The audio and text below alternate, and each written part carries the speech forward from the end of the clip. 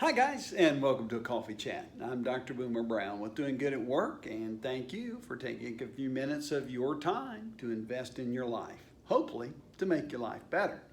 Well, we've been talking about the rhythm of life model and how that will help you understand who you are. So I've kind of been unpacking this with you for the last few weeks, and today I want to give you the last portion we call the foundation.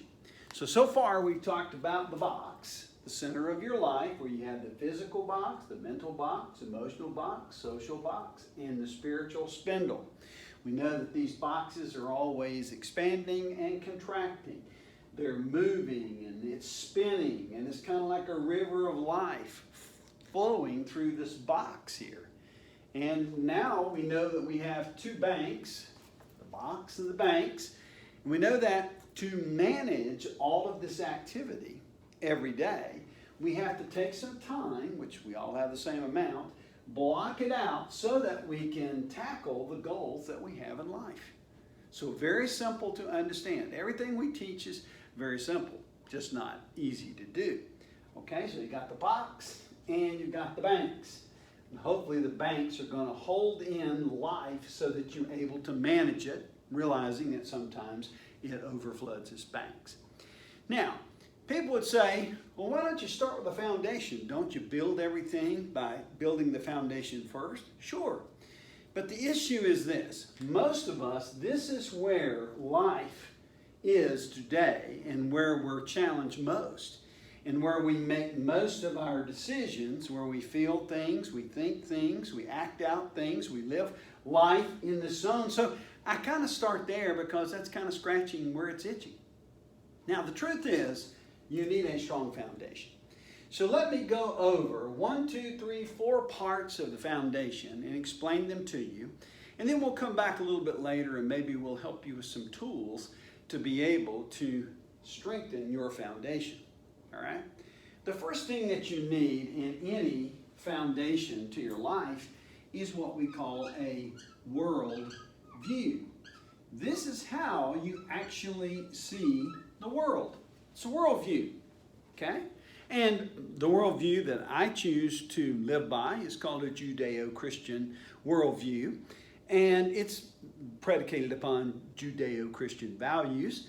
But at this point, I look at everything in my world, and I'm answering some important questions. How did man get here? What's the purpose of man? What's the purpose of my life? Where will I end up when it's over with? Is there something I'm supposed to do while I'm here? All of these things are answered in my worldview. So whatever worldview you come from, this is how you see the world, hence a worldview. Now on top of that, you will lay in some values, okay? And again, I come at this from a Christian worldview, a Judeo-Christian worldview, and I have Christian values. There are lots of different values. People say, well, Christian values, they may be outdated, they may not be reliable, those kind of things. Well, I would say this, that the United States of America is founded on Judeo-Christian values, and they've lasted for well over 200 years. And they're very strong, and they're still very strong, and I would encourage you to take a look at those. So these are my values. This is what I value as most important. So how I view the world, the values I have, and then on top of that, I lay this, which is my character. How am I developing character in my life? How am I developing character in my life? These are things, like punctuality and thoroughness and integrity and responsibility. I mean, there's somewhere between 32, 42, I call it 36 is a good number, character traits that we can learn and build into our lives. So if I'm viewing my world through the lens of my understanding, the deeper and greater questions, I've identified some values, some things that are really important to my life and those in my life and to my world, and I'm developing character over a particular time period. Then the fourth level is this, the roles that I'm actually engaged in every day. When I was born into this world, I was a baby. and I was a son. I had a mom and dad. And then later on, I had a brother. So I went from having one role, the son, to having another role, brother. Well, then I started building friends and family, and so I had a family and friends role. And then I met my wife, and we got married, and then I had a husband role. And then I had kids, and I had a dad role. I became a business owner, an employee, and I had an employee business owner role. You see, these are the roles that we take on every day. Generally, a person can take on anywhere 4 to 5 roles in their life. So this foundation is very important. Your worldview, 1, how you see the world, 2, your values, 3, your character, and 4, your roles. This is your foundation. This is what the box is sitting on. This is what the banks are hinged upon, this strong foundation.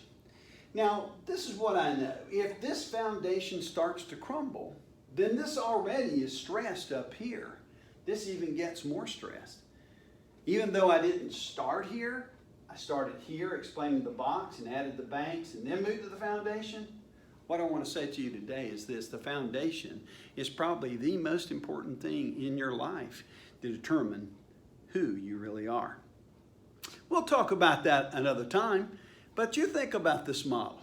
It's the rhythm of life. I'm not trying to maintain balance, because that's a misnomer. This is always moving.